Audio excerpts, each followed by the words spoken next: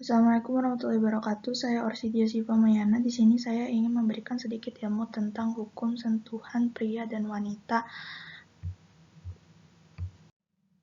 Dalam kajian fikih terdapat 4 mazhab fikih yang terkemuka. Mereka adalah Imam Abu Hanifah, Imam Malik, Imam Al-Syafi'i, dan Ahmad ibn Hanbal. Abu Hanifah, imam tertua mazhab yang menggunakan al-rayu pendapat. Imam Malik, imam yang dominan di Madinah Al-Munawwarah. Imam Al-Syafi'i, mazhab Syafi'i paling banyak dipakai di Mekah pada abad 14 Hijriah. Dan Imam Ahmad ibn Hanbal, imam yang merupakan murid Imam Syafi'i.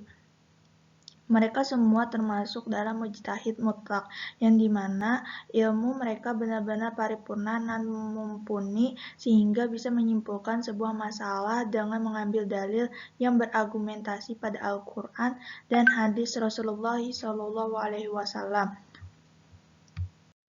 Mazhab Abu Hanifah dalam masalah sentuhan kulit antara pria dan wanita.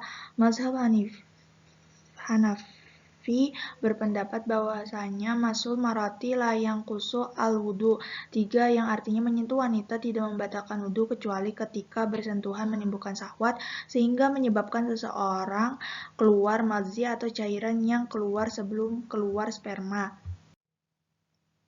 Mazhab Hanafi berpendapat bahwa sentuhan kulit antara laki-laki dan perempuan tidak membatalkan wudhu. Sebagaimana dalam masalah ini, mazhab Hanafi mengambil dalil dari hadis sahih dari kitab Sahih Al-Bukhari dan Imam Muslim, yang artinya dari Aisyah radhiyallahu an, sesungguhnya Nabi SAW melakukan sholat sementara Aisyah tidur terlentang di antara beliau dan arah kiblat. Apabila Nabi SAW hendak sujud, beliau geser kaki Aisyah.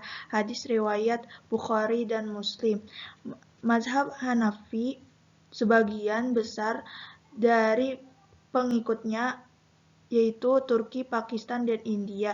Jadi jangan heran dan kaget jika menemukan sebagian orang Turki melihat seorang pria dan wanita bersentuhan kulit, namun mereka tidak berwudu kembali, mereka langsung melaksanakan sholat.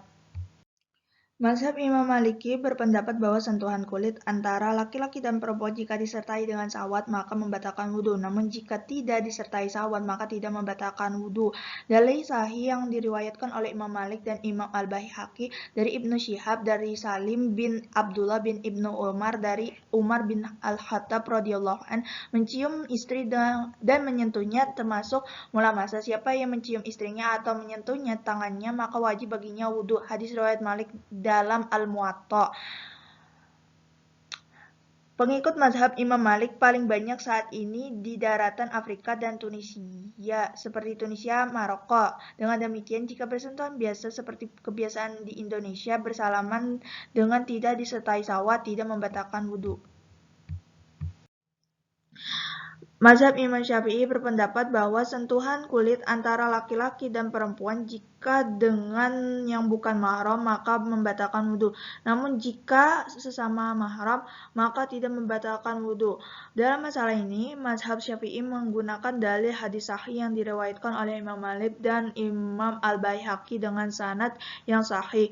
Dari Ibnu Syihab, dari Salim bin Abdullah bin Ibnu Umar, dari Umar bin Khattab radhiyallahu an berkata, mencium istri dan menyentuhnya termasuk mulamasa. Siapa yang mencium istrinya atau menyentuhnya dengan tangannya maka wajib baginya wudhu. Hadis riwayat Malik dalam Al-Muwatta dan Imam Baihaqi. Sanad hadis ini paling sahih. Pengikut mazhab Imam Syafi'i adalah Indonesia. Mazhab Hanbali berpendapat bahwa sentuhan kulit antara laki-laki dan perempuan jika disertai dengan syahwat maka akan membatalkan wudhu. Namun jika tidak disertai syahwat maka tidak membatalkan wudhu. Pendapat mazhab Hanbali ini sama seperti pendapat mazhab Maliki. Hadis atau dalil yang digunakan oleh mazhab Hanbali adalah riwayat Imam Bukhari dan Imam Muslim. Dari Aisyah radhiyallahu an, sesungguhnya Nabi SAW melakukan sholat sementara Aisyah tidur di antara beliau dan arah kiblat. Apabila Nabi SAW hendak sujud, beliau geser kaki Aisyah. Hadis riwayat Bukhari dan Muslim. Sebagian besar masyarakat yang tinggal di Arab Saudi, Kuwait, Emirat menganut mazhab fikih Ibnu Hanbal. Oke, sekian, terima kasih. Wassalamualaikum warahmatullahi wabarakatuh.